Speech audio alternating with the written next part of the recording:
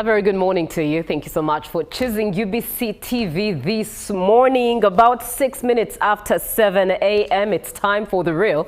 My name is Julie F. Nataba, and this morning we are having conversations in line with business, money, investments, and partnerships. And what better way to have these conversations with a person with a plethora of knowledge, authority to speak into such matters, and at that, a woman. Very empowered woman who is speaking with us this morning. But be part of the conversation. 0709-602-592. I'm having a conversation with Rotarian Christine Cheyune-Kawoya, a Rotarian at that, but a lady that wears many hats at that. If I could give you just a brief introduction of who she is and the hats that she wears. She is a phenomenal leader who has championed initiatives across finance, philanthropy, corporate governance, entrepreneurship, and empowerment for both men and women. She is a seasoned Ugandan leader with over a quarter century of professional experience in financial services, governance, and enterprise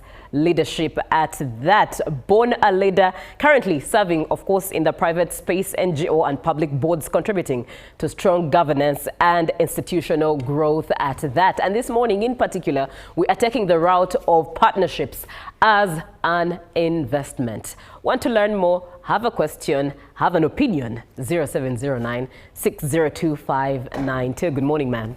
Good morning, Julie. It's a pleasure having you this morning. Pleasure being here. Right, I'll just break the ice with this first question. As a woman wearing all these hats of leadership, what does it feel like to be this empowered in the midst of men and women? Thank you very much. And to you, our viewers, a very good morning to you. Already introduced as a woman leading such an organization as Rotary District 9214. It gives me a lot of pleasure to serve in this role, but not only this, to be able to carry on and uplift other women and men, to share the values, the ideals that we do stand for.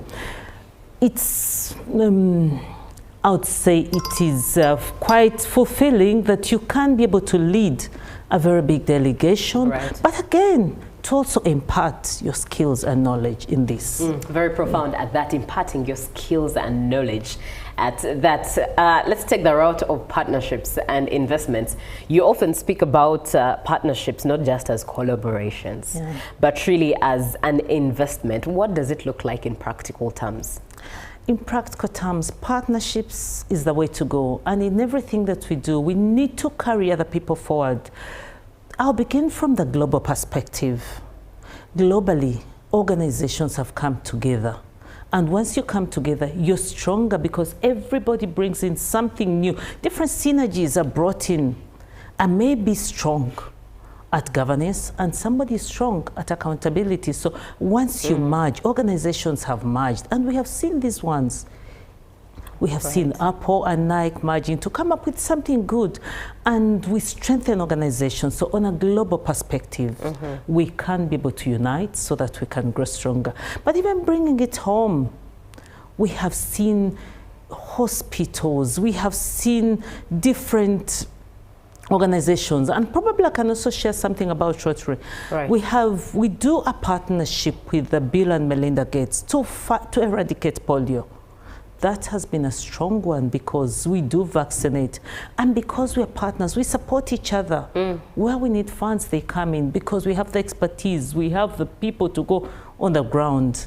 And even as you come back to us, District 9214, as Rotary here, this year we're looking at partnerships because we can only drive growth when we partner. Somebody out there has something that is stronger and something, and as you collaborate, you come out stronger, you come out better empowered, and you come out with stronger, bolder, and better impact in different communities. And even as you impact services, we were thinking, and as you think about different probably organizations that are going down, and then when they bring in a new partner, businesses look for investments. And as they look for investments, they bring in partners. Some are debt partners, some are equity partners. They make them stronger and then they thrive. And that is what we look at in partnerships for investment. And just to still stay at that realm of partnerships and investments, definitely therein is the word leadership. And when you talk about businesses coming together, it definitely increases investment and revenue therein. What power do you think collective leadership holds? I mean, you've been across your career in banking, corporate governance, you know, the finance, and of course Rotary itself, leading across the board. What do you think leadership, collective leadership, brings to the table in investment and of course revenue growth? Thank you, JB. Collective leadership goes with a lot of collaboration, because as an individual, once you're given the opportunity to lead, you need to be able to put together a team. And a team calls for partners who understand different aspects. Let it be aspects of the business, aspects of community impact, aspects of working together. But leadership requires a team. No one can go together. We say if we want to go fast, we go alone. But if we want to go very far, we go together. And so once we start on that notion, we say as leaders, we put together teams. We call them partners, because in service we do have partners. We also find media partners. We find there are those other partners who come in, financial partners, media partners, community partners. Every goal is attained when you have partners that you'll take along. And as a leader, once you start out, you need, I would say, an advisory team. Even you, people surrounding you, there are different people who understand different aspects. And so you need to utilize these ones to be able to get the best out of everyone. And as a leader, you need to begin with an end in mind. Once you have that end in mind, where do I want to go? And I will give you an example. This year, I set out to say, where do I want to go? I said, I want to achieve over $1 million in collective, collective synergies, people coming together to collect, because we give to our foundation. I said I'll set out to do probably 600,000, but with everything we begin with the end in mind. And in terms of leadership, it's very good to draw out where you want to go. And you can only do this with a team, because delegation is very important. And your partners, you can delegate your partners. Some of us are not very good at accounting. Others are very good. Others, are good at publicly telling our story. So how do we get all that working out? So you begin with that end in mind. And then I say, I will think without the box, so that I open other people, those partners, to give you the leads of what you want to achieve. And so collectively, you can be able to win. You can be able to attack your target. You break your goals. And these goals are going to be delivered by those partners. Take an example of a home. Partners are there to support us. The man will bring this. And that is why in this, as we celebrate the month of the women, we look at our partners. The men are our partners. And so they're supposed to support us in very many aspects. And so your right leg moves, cannot move without the left. So you move, so alone, you can't move, You go very fast, but together you go very far. And so in leadership, we need the partners to help us deliver on aspirations. In case you're just joining the conversation, we're looking at partnerships as an investment. It might be a line that you've overly had, but never really sat down to think about it in its depth. So it's what we are looking at in its depth. And this morning we're looking at it with Rotarian Christine Chayune-Kawoya, a lady that wears many hats of leadership, a banker, a corporate governance expert, a Rotarian. And when it comes to Rotary, she's the district governor in charge of Uganda and Tanzania. But understanding what partnerships as an investment means. So far, quite understood a lot, quite a lot has been, for me, discussed in just a few minutes. But be part of the conversation and ask your question or share your opinion. 0709602592 by text, WhatsApp. Therein, ma'am, you talked about the issue of delegation. And it's a word that we usually take lightly. But yet, as leaders, I think, from what I'm learning so far, it's mandatory. how practical do you think delegation should be applied? Practically, layman language. For some, delegation means order, ni order. Do this, do that because I say so. But what exactly in that site of leadership does delegation mean? As a leader, you need to delegate, and that's what I've realized at this point. You know, at times you think I'll micromanage, but micromanagement doesn't work because there's that expertise that somebody needs. Once you put together a team, you need to point out what each person is going to play. Every person needs a role on that team. Right. And once you utilize them right, they will own up the space. But if you don't delegate adequately and you end up doing your things, different things, then it becomes a problem. So delegation is letting go of some of those tasks that you can't be able to have somebody achieve without your intervention, but with some guidance. So delegation calls for you letting go of those tasks that you feel other people can't, so that you focus on the key. And as a leader, if you don't delegate, then you cannot be very effective. Delegation is very important for effectiveness in whatever we do. Very profound. Let's talk about the women that we're celebrating this month. The day I got the opportunity to cover Women's Day, and one of the questions in there, or the poems that were presented on that day, it had a line that, what a man can do, a woman can do 100 times better. Yeah. And with my colleague there, we had that discussion. Is this statement really true? That what a man can do, a woman can do 10 times better? Or would rather say that women and men both have roles that bring a great impact together, as opposed to competing as who can do what better. So in your opinion, as we celebrate Women's Month, what role do you think a partnership between men and women brings to the table, and what kind of impact does it have? Or is it indeed what a man can do, a woman can do better?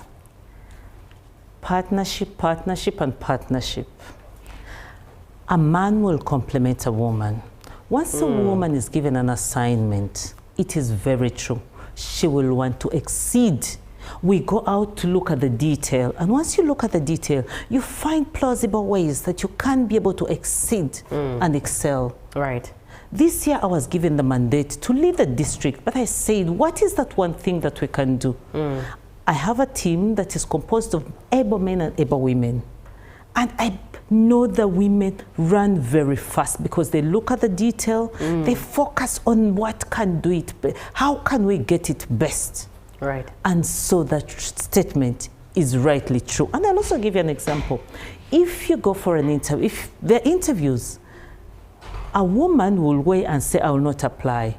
But because she's looking at the detail, we need to drop that. Let us drop putting ourselves down. We have the ability to deliver 100% of what men can deliver. A man will begin with that confidence. But because a woman will try to look at the detail, what can I do?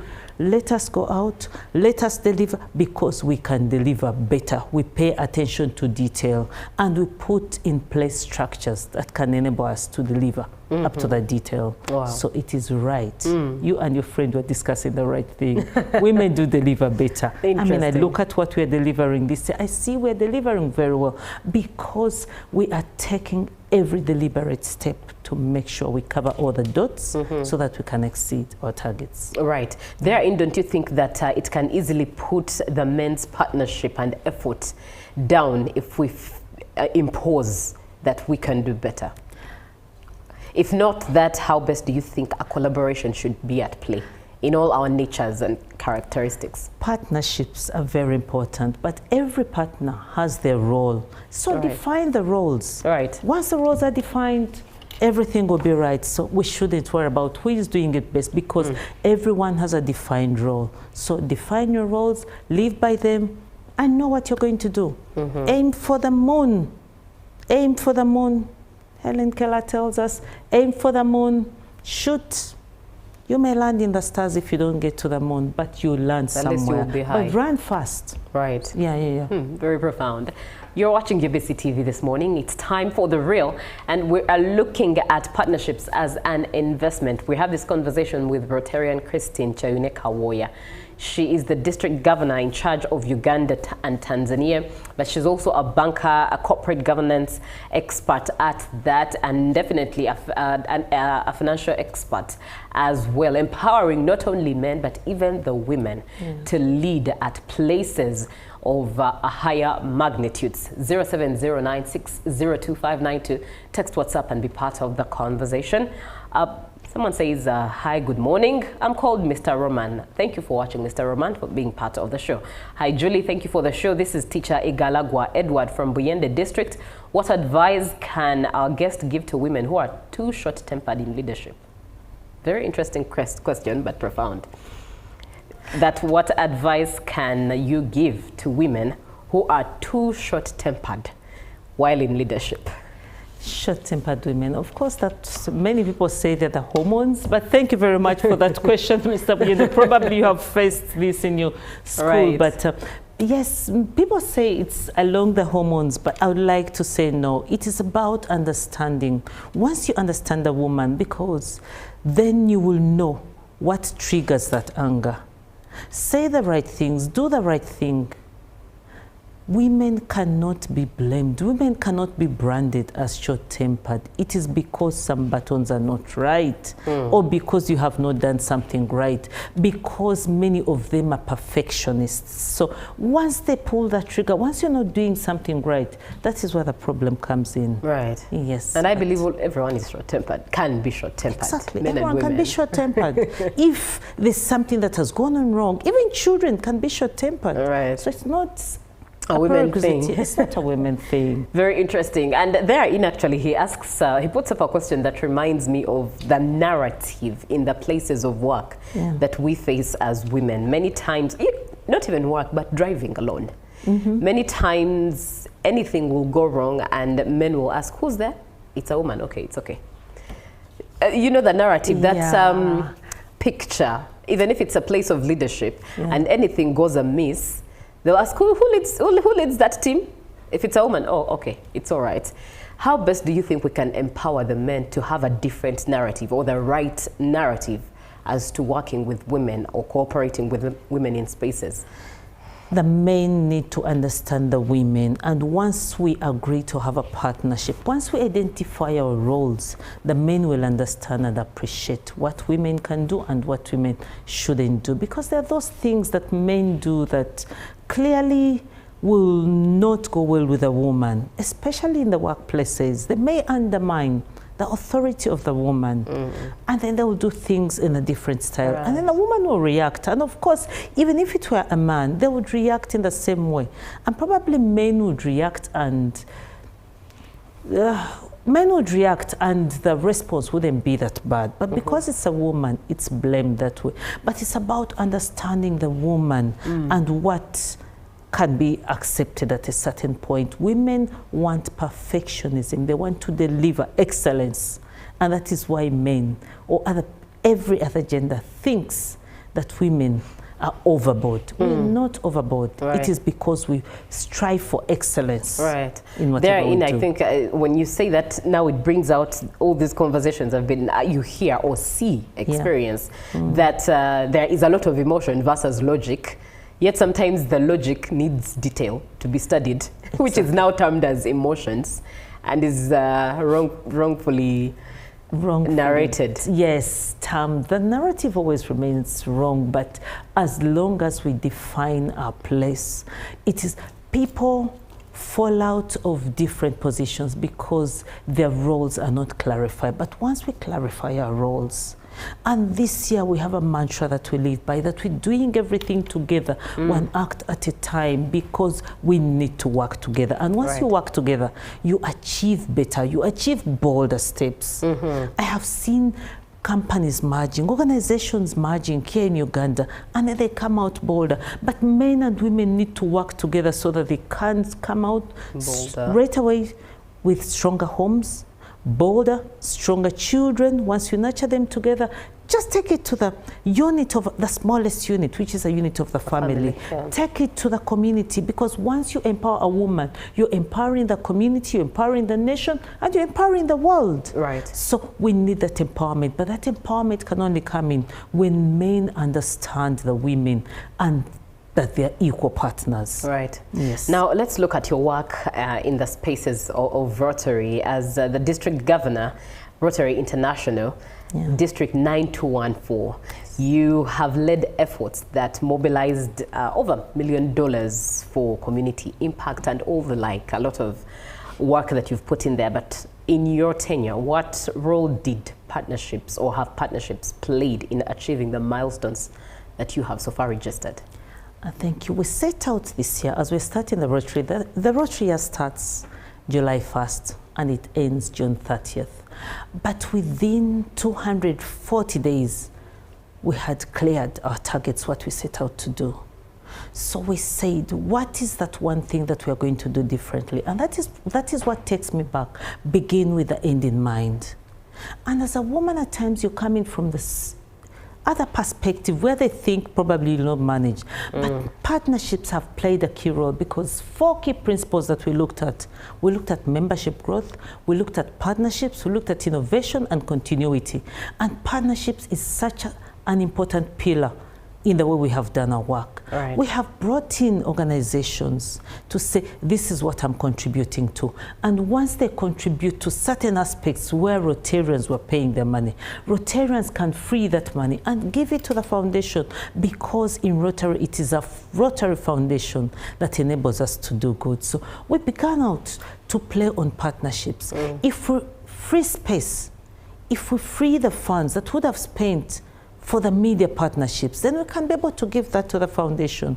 If we bring in probably somebody who is going to give us branding, who is going to brand for us, that is already our partner. And once we have amplified our voice, then we can be able to attract more members to support our foundation. So the media houses have played a very important role in amplifying our voice. And once we amplify our voice, we can be able to attract more members, more Rotarians, and together then we can be able to support our foundation.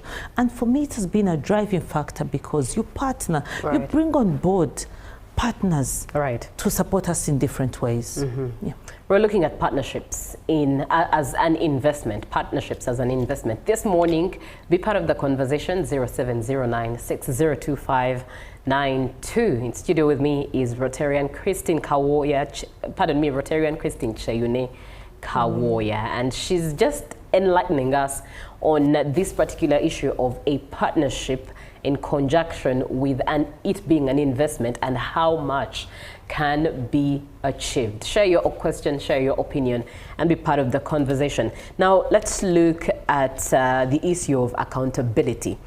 How do partnerships in leadership make a loud statement of accountability, which is most times a hard paper for many? Yes. Once you go into a partnership, you set out clear deliverables.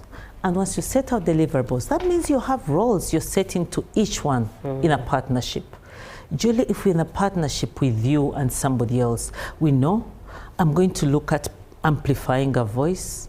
Then you look at hosting different people so that you can ask those plausible questions.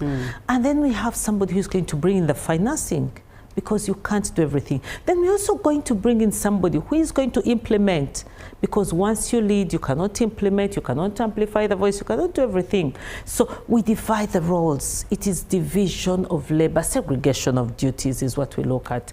And so this segregation in a partnership brings in accountability.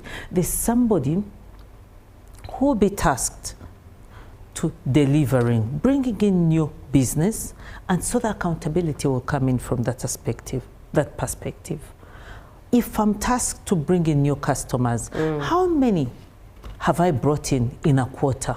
So you have a goal, a year and a new goal. You break it down to quarters, you break it down to monthly, you break it down to weekly, and so you are accountable on what you bring in, because it's your business that you bring in that is going to help us continue with the organization. The sustainability of an organization depends on your work, depends on everyone playing the role. So if we have somebody who is not weighing in well, and we say the chain is only as strong as its weakest link. Right. Clearly, if somebody does not play their part, they are not accountable for the role that has been assigned to them, so they're going to be held accountable. So accountability goes in with everybody playing the role, and a partnership strengthens this, because if you're accountable, if you have to report to 3 others, you're in a partnership. Somebody has to report. We go for a board meeting. What do you report? What have you done for this quarter? And if you can't account for your time, your space, then you cannot go into a partnership. And that's where the partnership comes in very strong, as opposed to working as an individual, because you need to report. And because you need to report, you are accountable. Right. You have to be transparent in what you do. Very, very profound. Lots of nuggets being shared here so far. I'll definitely give you a summary of what I've collected so far, but we're looking at partnerships as an investment. 0709-602-592. So far, one that is, learn to account for your time and space. That space that you're consuming. If you're reporting, what are you reporting? What deliverables have you given from your account? Lots of nuggets to take from there. Reading some of your comments, Osire James from Chiwanga Seta, you say that the statement, what a man can do, a woman can do better 100 times is not entirely true. It's an exaggeration. Both men and women are capable, intelligent, and gifted, but in different ways. Strength does not come from competing over who is better. It comes from understanding that we are complementary. Very profound. Thank you so much. And hi, UBC, for this wonderful, thank you for this wonderful guest. This is Lydia from Natete. And my question is to her is, how can someone in a business, especially this starting sales and delivery business, be able to keep this money gained through payments to expand more on such businesses, especially these businesses? I'm not so sure I'm able to comprehend the question. I don't know if ma'am... Let's read it again. It reads that, first and foremost, she gives you your flowers. Thank you for the guest in studio. This is Lydia from Natete, and my question to her is, how can someone in a business, especially these starting sales and delivery businesses, be able to keep this money gained through payments to expand more on such business, especially these businesses? I hope we're able, I'm not able to make it out yet. I don't know if you're able to make it out as I'll yet. try, yes, yeah. Yes, but Lydia, stay tuned for your answer at that. Please, you can speak into it. Thank you, Justine. Yeah. Speaking to Lydia, and I'm happy that she's a woman calling in, trying to look at businesses growing, because I personally have started businesses, but you start small, save, scale up, and then grow big. And for Lydia, I would say, start out, know what you do collect every day. And I'll give a typical example. At times you start a small business, you start an investment, a small, say, saving business. We have done investment groups and everybody has done that. But out of that, you map out something you can do. So we do encourage women in financial literacy. Start out, save a portion of what you make on a daily basis. And I'll give a typical example of a woman starting out probably selling charcoal. And I normally would like to use the sack of charcoal, because charcoal is, you buy a bag. A bag is 100,000. You buy a bag, sell. And I mean, you're selling small portions. Do make sure that then first day you sell, finish a bag, you have made about 150,000. Save the 20,000 elsewhere. And if possible, put it in a small circle, because a circle money normally accumulates. And before you know it, you're being paid something at the end of the month, something that is bigger. But save on a daily basis. If it is saving 1,000 or 2,000, please put it out. Save in the magnitudes of which you are earning. I would say 10%. That's why As Christians, we do tithe. We tithe 10%. Think of saving at 10% of your income on a daily basis, on a weekly basis, I would say on a weekly basis. And before you know it, you'll accumulate that and you'll put it back so that the next time you can be able to buy 2 bags of charcoal, and then it will multiply. People have grown their businesses out of that saving on a weekly and individual basis. Right. Yeah, and I've seen the women do that because we look at financial literacy for the women at the bottom of the socio-economic pyramid. And I'll give an example of the darker women. In my club, we picked up women who were not doing anything. We bought them sewing machines. They started their businesses, and now they're selling all over. They have expanded, they're employing other people. So you start small, scale up, then run fast. You can't fail to grow big. Yeah. An interesting comment comes through, and it reads, women are now in all positions, and we are happy. But let women respect their husbands. We respect women with husbands. Innocent from Lira brings in this comment. What would you say to Innocent, ma'am? He says women are now in all positions and we're happy, but let women respect their husbands. We respect women with husbands. I wonder what happens to those without. Innocent. But what would you say to Innocent? I'll tell Innocent, it all begins in the home. How do you understand each other? Respect is earned. Yes, you respect is earned. That's respect. If you don't behave the way you're supposed to behave, no one is going to respect you. But if you respect yourself and engage your partner well, they're going to respect you. Yeah, and so there'll be no worries of respect in a home. That's true. Women do respect their husbands. That's why they wake up earlier than the men, get the children ready, prepare the breakfast, they go to work and leave at the same time, the time the men leave. So that for me is a lot of respect. If I can wake up earlier than you to prepare for you and the children, that is great respect. And the fact that I'm also going out to work and earn and bring the same income, women look after homes and we respect them as well. Right. So it is mutual respect that should happen in a home for us to foster the marriages. Indeed, very profound conversation. My parting shots from here, or my takeaways from here: define your roles clearly and set out your deliverables clearly. That's one of the, the nuggets I've picked from this. But also as a leader, begin with the end in mind. It helps you execute profoundly at that. But also learn to account for your time and space. As you report, what are you giving accountability for in the time and space you are consuming?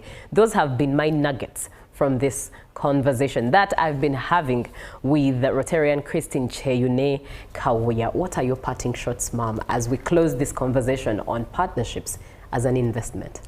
As I leave today, I'd like to encourage all of us to work together. And this year in Rotary, I'll give an example. We started out by saying, let us do everything together, one act at a time, because we do complement each other. It is about collaboration. So let us go out there and do things together. Let us uplift the others. Let us remain accountable. Let us also try to bring justice for all. And I would say, as a mother, I would like to leave this world a better place, knowing that the children will have love, will have justice, and there'll be fairness in everything that we do. But it all begins with us collectively. It's a collective effort. For us to get this rolling, collective effort that can be able to drive us to the next level, where we can scale up investments basing on partnerships to accelerate access to justice. Right. Not only for the women and girls, as goes for our theme this year, as we celebrate the Women Month, but also to the men. Let us give them justice. And you've just had Innocent wondering why there's not justice, why men are not respected by their women. But we can only do this together, one act at a time. And I would like to call upon you all, and to our viewers today, people listening to us, I'd like to call upon you to do everything together, because there's power in doing things together. You bring together different aspects of learning. Everybody complements. You may be an accountant, somebody may be a marketer, somebody may be a person who can go on with implementation. Let us value each one's strength and play on that strength. Right. And people who have worked with me clearly know that it is the strength that you need to look out for in an individual, not the weakness. That is why we always look at the chain and we look at paying it forward together. So as a mother, as a woman celebrating this month, I would like to see a better world in which you're going to leave the children, in which you're going to leave everyone, deriving on the partnerships that we have created. Indeed. So we can scale up our investments. Thank you, ma'am. I'll close it with a comment and a vote of appreciation to you. Good morning, Uganda. Empire Sibira from Butaleja. Thank you for the program. We need the partnership to develop our families. On that note, for God and our country, good morning. Up next is John Murunji with the Business Desk. Good morning.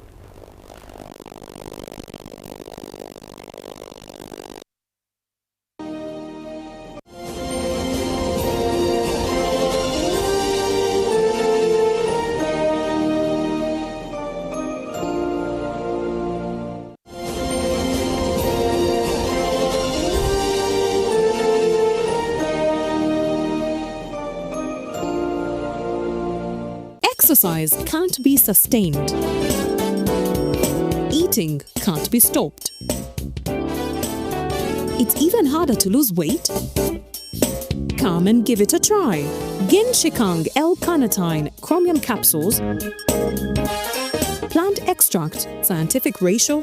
Take 3 capsules each time. The active ingredient accelerates fat burning,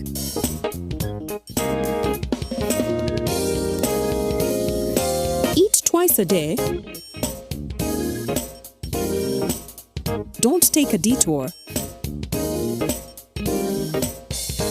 Weight loss starts now.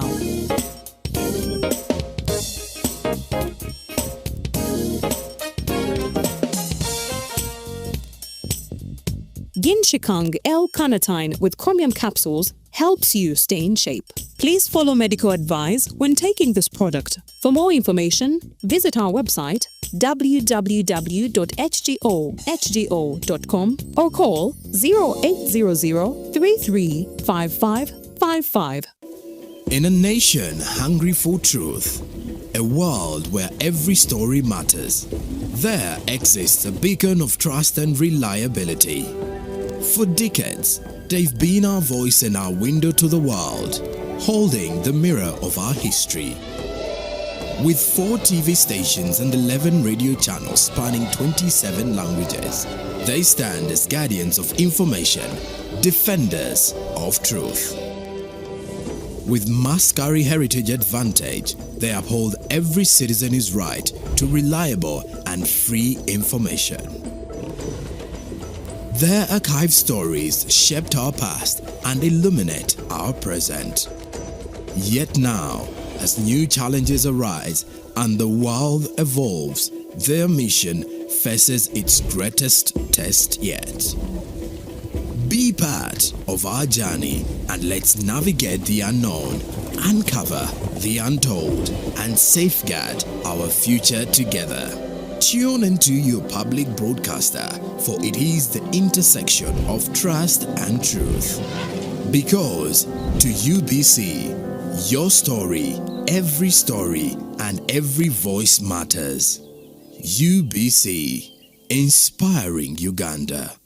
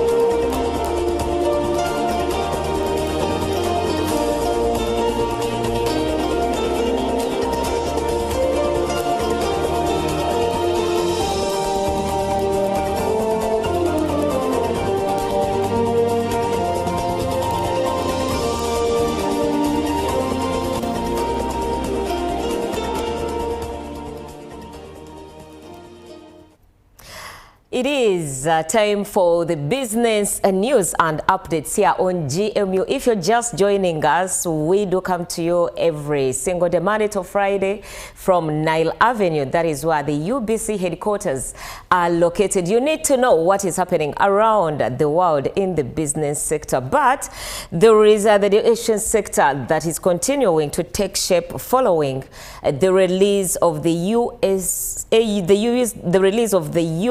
examination results. And educationists said that completing a senior 6 is only the beginning of shaping one's future career path.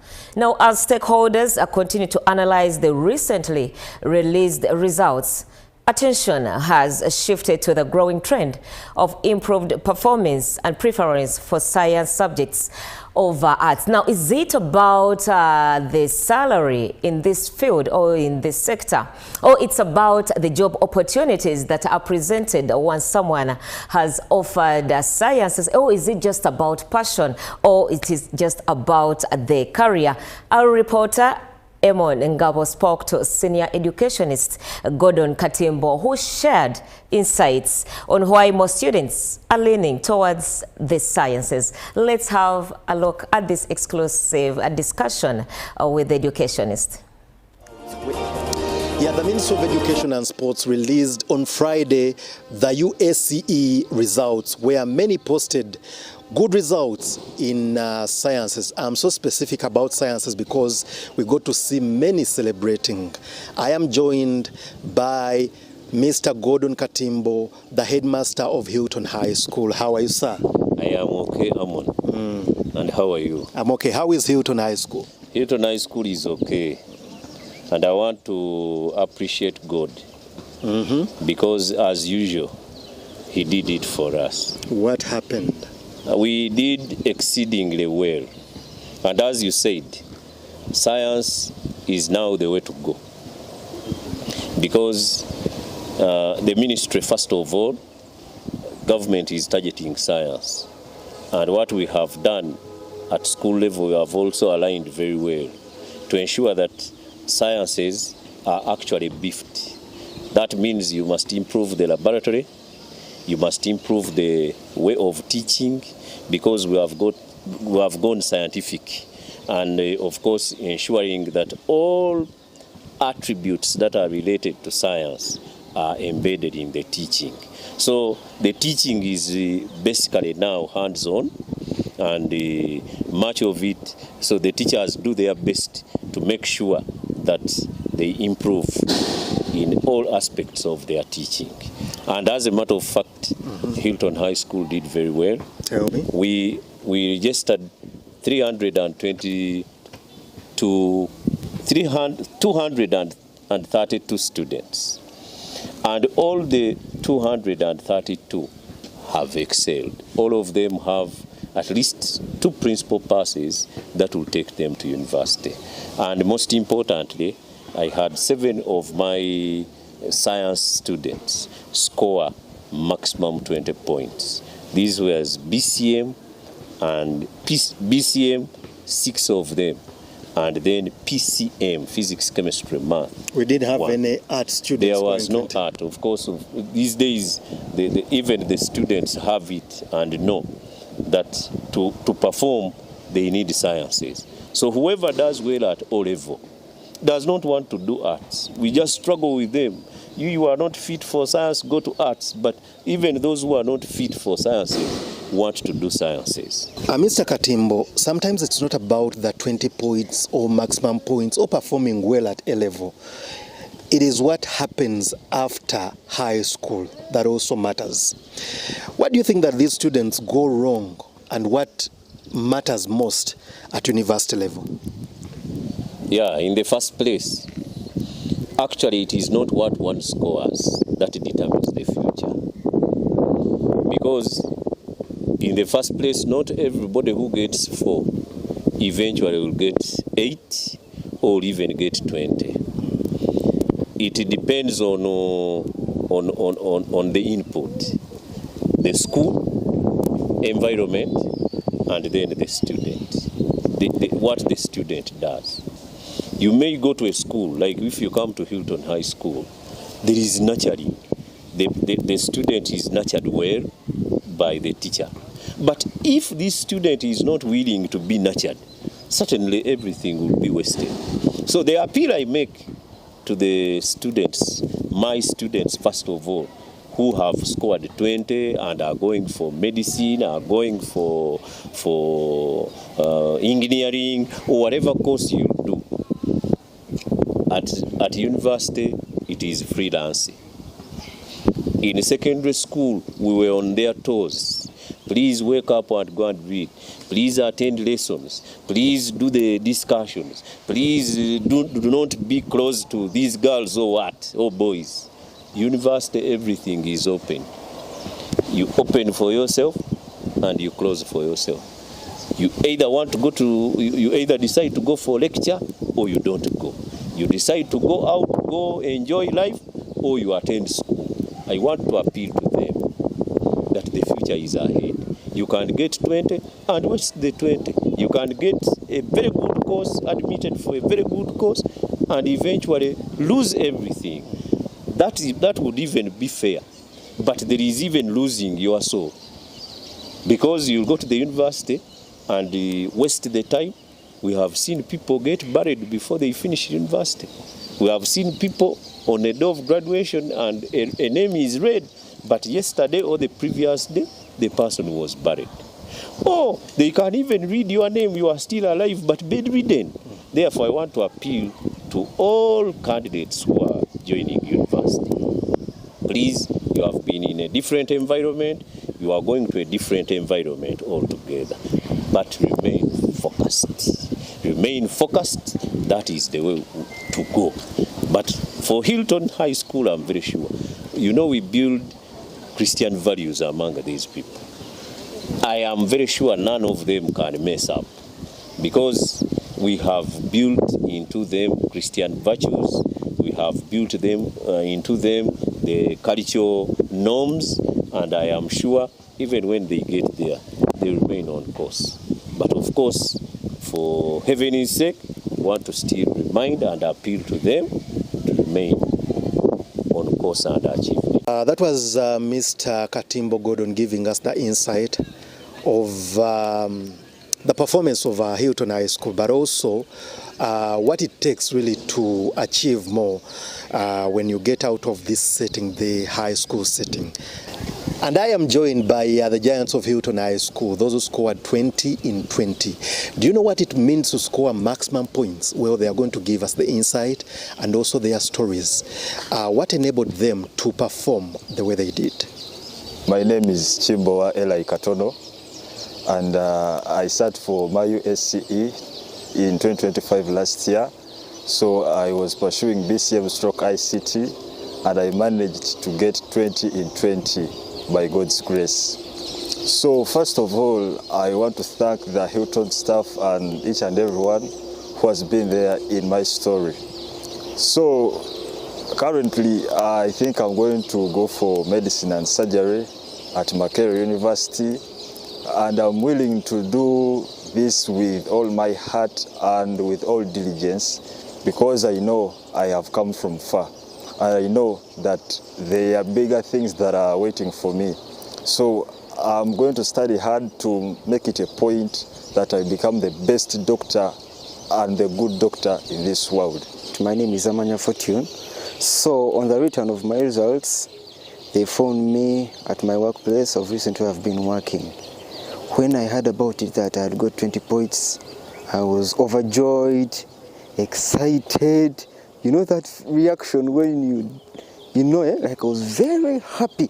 I was very joyous. I don't know how I can explain it up to this very moment. So my reaction, I was very happy. I was thankful to God. I was very happy for the results I got.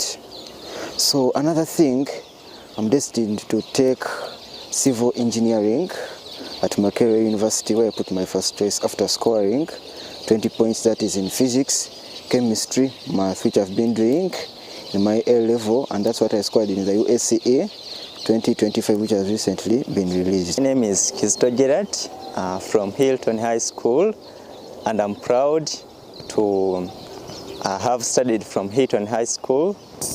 what it takes to get the 20 points. One thing I've discovered, the first one is putting God first. The second one is discovering your potential.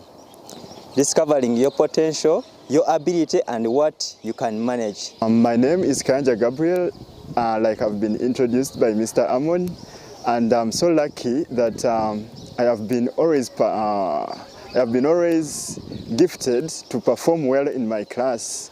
And from primary one, I was always among the very best people. And also when it came to PLE, I performed very well, extremely well, and I got 5 aggregates in 4. I have now 20 points, and I'm very happy celebrating them with my school, and I'm forever grateful. I have never seen a school better than Hilton. With the teachers, they are so experienced, and I'm so happy. I'm so happy, and I love my